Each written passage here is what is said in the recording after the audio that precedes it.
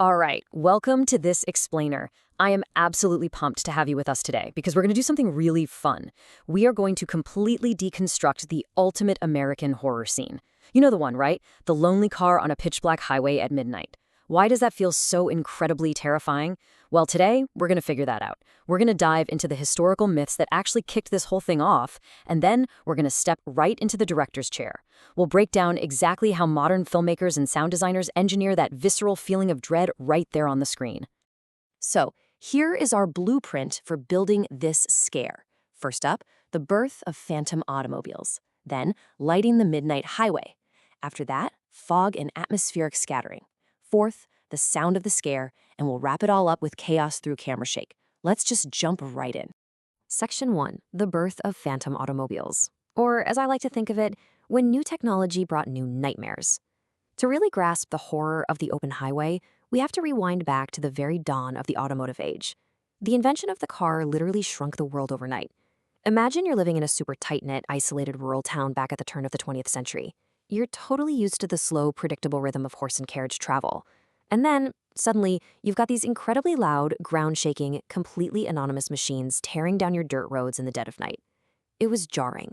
They brought strangers into town, they brought criminals who could strike and just vanish, and honestly, they brought this deep, palpable anxiety that very quickly morphed into the supernatural.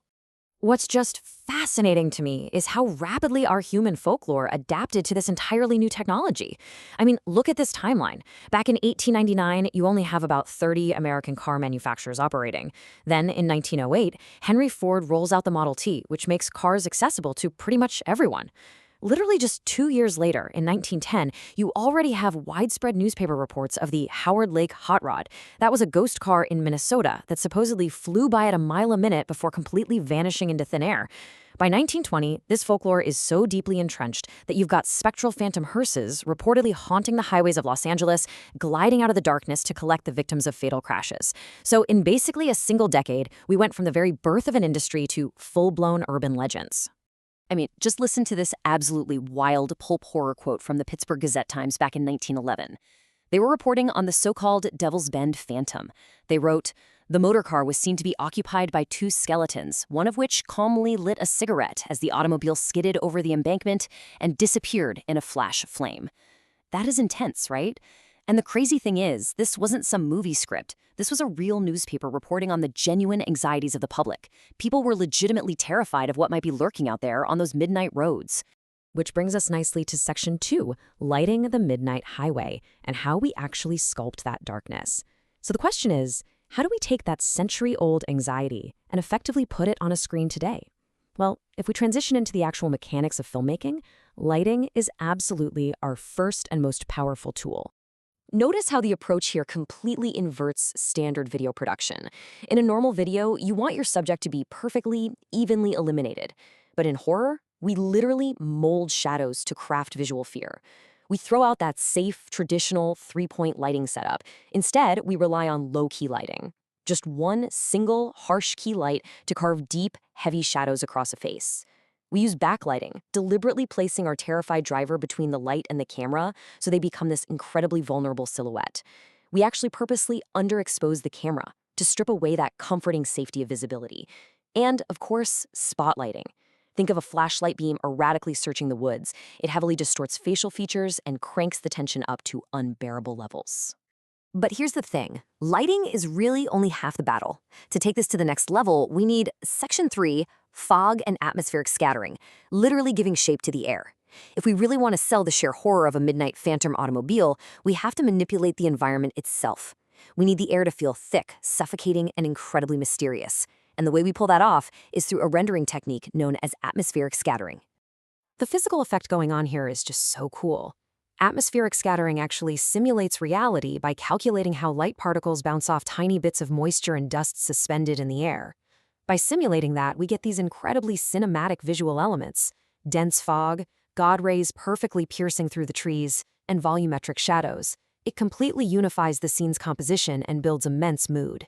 So in our horror setup, the headlights of our phantom car aren't just lighting up the asphalt. They're creating these piercing physical shafts of light that cut right through the midnight mist, blinding our protagonist and hiding whatever might be lurking just outside the beam.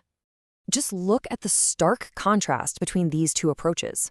On the left, using volumetric fog without any ambient skylight creates shadowed areas that just crush into this unrealistic total black. It instantly looks fake. But on the right, when you calculate global illumination and add that skylight, the fog accurately scatters the ambient light, even in the darkest shadows. That is absolutely vital for our scene. We don't want the darkness to look like some cheap digital glitch. We need it to feel like a real, terrifying, foggy highway where you can just barely make out the horrible shapes hiding in the shadows. All right, so we've got our history dialed in and our visuals look incredible. But here's the reality. A car crash in absolute silence is just a silent movie. It's not scary. That brings us to section 4, the sound of the scare, and how we engineer the jump. Let's pivot from the visuals to the audio and look at how sound designers literally engineer a physical, involuntary reaction from your body. Professional sound designer Joe Dubin actually sums this up perfectly. He says, much of the success of a scare comes from picture editing, but as sound folks, we can help those moments by trying to lull the audience before the big jump. This is a crucial point. Horror sound design is essentially a delicate psychological trick. It's entirely about managing expectations. It's about quietly making the audience feel perfectly, completely safe, right before you pull the rug out from under them. And this 3-step process brilliantly illustrates the exact formula sound designers use to pull that trick off. First, you have the riser. Use something like metallic strings or a reverse reverb effect to build speed, intensity, and volume. You are subconsciously signaling to the audience's brain that something bad is coming. Then, step 2, silence. You just drop the audio entirely. Just a few seconds of pure dead air. The audience naturally leans in, they let their guard down, thinking maybe the threat is past. And finally, step 3, the stinger. You hit them with a hard, sharp, aggressively loud thud or screech at the exact moment the phantom car hits the screen. You build the tension, you completely release the tension, and then you attack. Which leads us right to the climax of our scene. Section 5, chaos through camera shake. The final touch of realism. So, the phantom car has suddenly appeared out of the fog, the stinger has completely shattered the silence, and now we have to sell the impact. We do this through digital camera shake. It's that final crucial touch of realism that makes the viewer feel like they are physically caught in the collision. But here is the trick. When you're applying digital camera shake in editing software, there is one absolutely critical setting. You have to uncheck Use Composition's shutter angle and manually set your shutter angle to 360 degrees. Why is that a big deal? Because without it, the digital shake looks super cheap, rigid, and mechanical. Setting it to a full 360 degrees forces the software to render a very noticeable, highly cinematic motion blur across the moving frames. That blur is what makes that jarring, violent camera movement look incredibly smooth and completely realistic. It literally tricks your eye into believing a physical camera was just struck by a car. To tie this all together into the big picture, we really have to look at this incredible concept proposed by the renowned scientist Jacques Fally in his book Passport to Magana. He suggested that anomalous phenomena and human folklore don't just disappear as time goes on. They constantly adapt their appearances to keep pace with human technology. Think about it. The ghosts of the 1800s didn't vanish. They just upgraded their horses for Model Ts.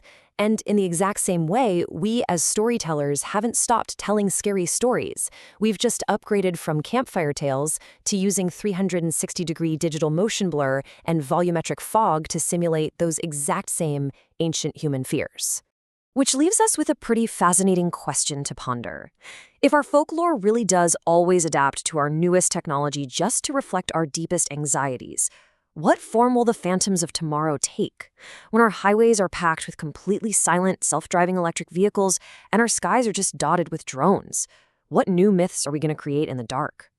And maybe even more importantly, what wild new digital tools will the filmmakers of tomorrow use to bring those myths to life? Thank you so much for hanging out with me for this explainer. Keep learning, keep questioning what you see in the dark, and I'll catch you in the next one.